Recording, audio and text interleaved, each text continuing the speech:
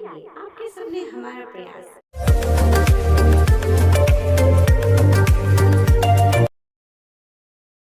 BPSC 69 निकालना चाहते हैं? बीपीएससी 69 निकालने के लिए सिर्फ तेज चलना, दौड़ना ही नहीं बल्कि आपको छलांग भी लगाना पड़ेगा। आपको छलांग भी लगाना पड़ेगा। बिना उसके बीपीएससी, छलांग का मतलब क्या अभी हम बात करेंगे, बिना उसके नहीं हो सकता। और बीपीएससी 69 आपका निकलवाना है तो निकलवाना है। ये एक चैलेंज है आपके लिए भी और हमारे लिए भी। कंटिन्यू गाइड करेंगे इस पे, आपको उस पे काम करना है क्लास। लेकिन ये 69 छोड़ना नहीं है। आयोग ने अगर बहुत जल्दी में ठाना है कि आपको नौकरी देंगे तो आपको भी उतनी ही जल्दी में नौकरी लेने के लिए मन बना लेना है। लगा दे छलांग, जो होना है हो जाने दे। लगा दे छलांग, जो होना है हो जाने दे। क्योंकि जीत उसी को मिलती है जो जिंदगी को चुनौती देता है। क्योंकि जीत उसी को मिलती है जो जिंदगी को चुनौती देता है। और यहां आपको खुद को चुनौती देना है, खुद को चुनौती देना है। हम लोग क्यों बात कर रहे हैं, ये छलांग स्ट्रैटेजी की बात क्यों कर रहे हैं? ये छलांग आपने जब बजट के बारे में पढ़ा होगा तो आपने देखा होगा बजट पास करते समय डिस्कशन और वोटिंग का बहुत लिमिटेड टाइम होता है। उस टाइम में पूरे मंत्रालय के छोटे छोटे चीजों पे नियमतः वोटिंग करनी होती है। लेकिन हम लोग क्या करते हैं, कंगारू, कंपोनेंट, गिलोटीन, कई सारी चीजों का यूज करते हैं। यहां भी आपको अगर एग्जाम निकालना है तो आपको अपने प्रायोरिटी को सेट करना पड़ेगा।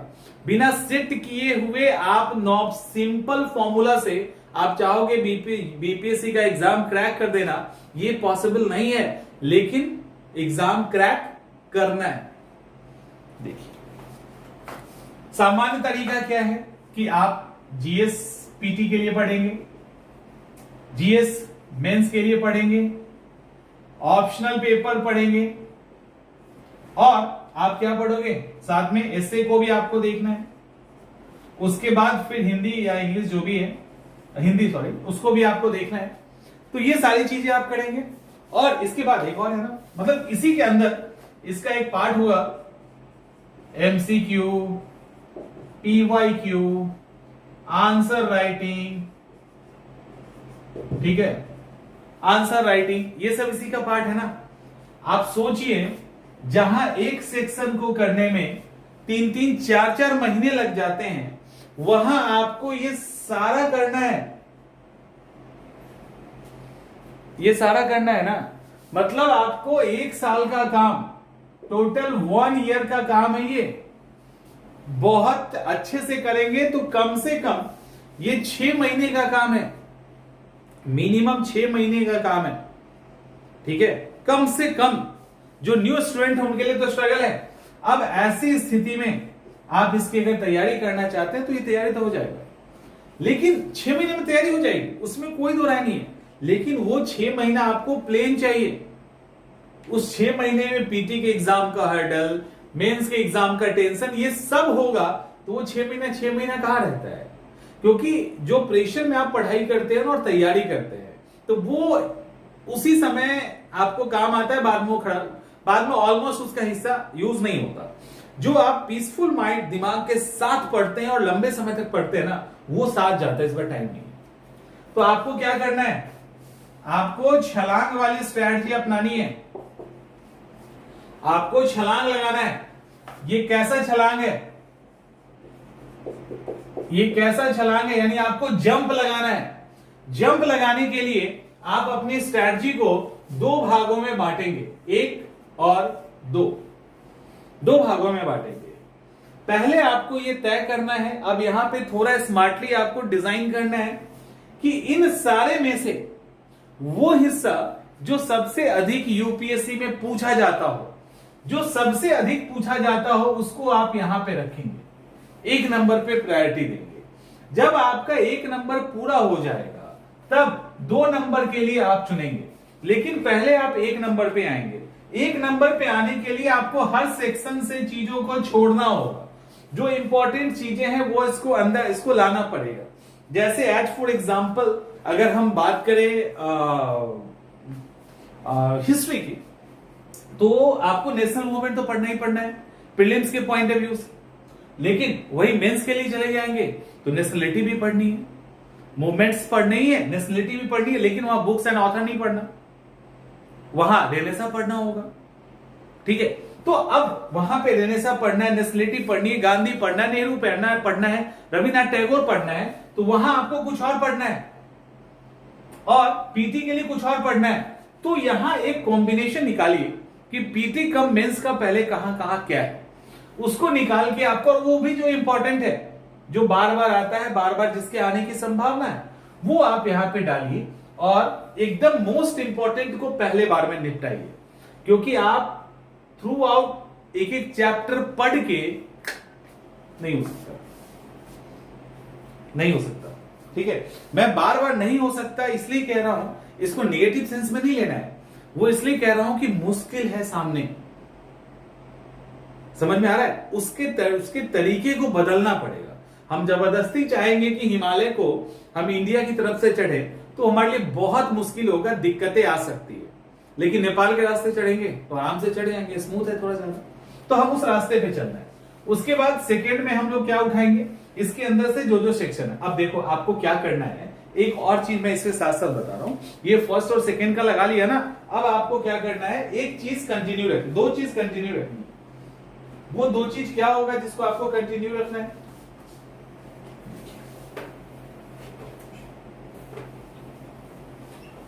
वो दो चीज क्या होगा जो आपको कंटिन्यू रखना है,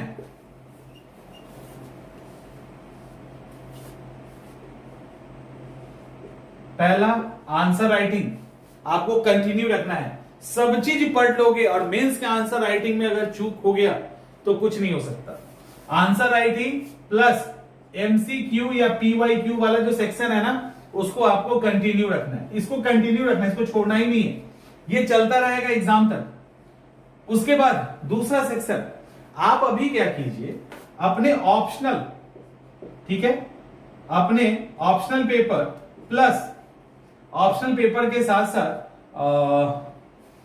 इसको डीआई को, जिनका डीआई बहुत लोगों का कमजोर होता है उनके लिए है, डीआई पेपर को इसको कंटिन्यू कर दीजिए, एकदम छोटे छोटे टुकड़े में बांटकर, एकदम से छोटे छोटे टुकड़े में बांटिए इसको, इसका बंडल एकदम छोटा होना चाहिए, और उसके साथ ऑप्शनल और डीआई को स्टार्ट कर दीजिए। ये बहुत जरूरी है, ये बहुत जरूरी, और ये कंटिन्यू रहना चाहिए, ये आपके दिमाग में बर्डन क्रिएट नहीं करना चाहिए, ये आप अपने अपने अकॉर्डिंग 2 या 3 महीने का एक छोटा सा शेड्यूल तैयार कर लीजिए। 1 घंटे के आसपास आपको ऑप्शनल पे देना है, डीआई पे अगर महारत हासिल है तो अच्छी बात है, अदरवाइज एक सवाल बनाते जाना है, एकदम नहीं सोचना है कि हमारा ऑप्शनल पेपर तैयार हो रहा है कि नहीं, या हमारा डीआई तैयार हो रहा है कि नहीं। उसको ऑप्शनल को 1 घंटा दीजिए, 1 घंटा में जितना पढ़ रहे हो ना पढ़ के छोड़ दो। डीआई को 30 मिनट में बनाइए, एक क्वेश्चन बना लीजिए और ये इसको चलने रहने दीजिए, ऐसे ही चलते रहेगा, वो चलते चलते आपको ठीक कर देगा। इसी 1 घंटे में आपको नया भी पढ़ना है, एमसीक्यू भी पढ़ना है और रिवीजन भी करना है, क्योंकि आपके ऊपर, आपके पास यहाँ हर्डल बहुत सारे हैं।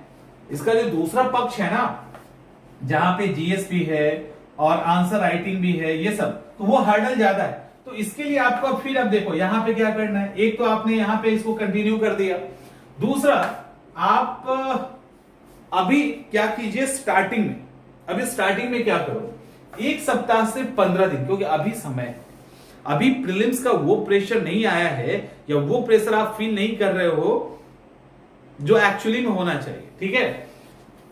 तो अभी, या आप अभी नहीं भी फील करेंगे 1 महीना कम से कम, तो अभी कम से कम 15 डेज जो है ना, 15 डेज जो है वो आप मेंस के आंसर राइटिंग इंप्रूवमेंट पे लगा दीजिए। 15 दिन आंसर राइटिंग इंप्रूवमेंट पे लगा दीजिए। ये एक बार इंप्रूव कर गया ना, एक बार कर गया, तो वीक में अगर आप 2 डेज भी देंगे इन अ वीक, अगर 2 दिन भी देते हैं ना, तो आपका आंसर राइटिंग स्मूथ हो जाएगा और धीरे धीरे बढ़ जाएगा, तो आपका एक बड़ा हेडेक खत्म हो जाएगा। ये 15 डेज में 2 घंटे, 3 घंटे, 4 घंटे तक आप आंसर राइटिंग को दीजिए, बिल्कुल इसको इग्नोर मत कीजिएगा, क्योंकि जितना पढ़ा लिखा है ना सब बेकार हो जाएगा, सारे के सारे बेकार हो जाएंगे, कोई काम नहीं आना है। और अगर नहीं लगता है तो 68 का जो मेंस का पेपर वो एक बार चेक कर लो। 3 घंटे में लिखने में कहां कहां से पसीना आएगा ना, उसका कोई हिसाब नहीं है। तो इसलिए आप इसको ट्राई कीजिए और साथ में एमसीक्यू पीवाईक्यू को लेके ज्यादा हेडेक नहीं लेना है। 30 से नहीं, इसको एक टारगेट मान लीजिए कि मिनिमम 100 क्वेश्चंस आपको डेली करना है। इस 100 क्वेश्चन में जो बिल्कुल आता है, लगता है कि नहीं अब हमको ये आता है, उसको धीरे धीरे साइड करते चलिए और रिवीजन में आपका वो कम होता चला जाएगा और 100 क्वेश्चन मिनिमम बांध दीजिए। और अगर आप बहुत स्मार्ट हैं, स्मार्टली हैंडल कर सकते हैं, तो 300 क्वेश्चन तक इसको आप लेके जा सकते हैं। और स्टार्टिंग में पीवाईक्यू पे टारगेट करो, 3 बार 4 बार, जितनी बार खत्म हो सकता है घटना चक्र वाली किताब उसको आप खत्म कीजिए। तो इसके साथ आपको आगे बढ़ना है। अब सवाल ये तो आप कर रहे हो, इसके साथ साथ अब इधर वाला जो हिस्सा है, इधर वाला जीएस वाला सेक्शन और भी, तो उसके अंदर अब क्या, देखिए उसमें प्रीलिम्स भी आपको करना है, मेंस भी करना है, करंट अफेयर्स भी करना है, एक लेंथी प्रोसेस है।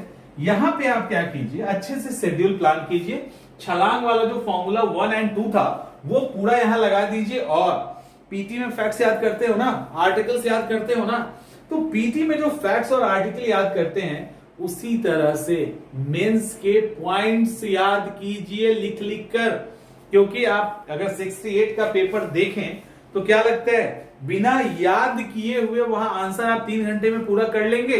अगर किसी को ये गलत फहमी है तो अभी जितना अच्छा है निकाल दीजिए, इस गलत फहमी के साथ आगे मत बढ़ना, कोई फायदा नहीं है।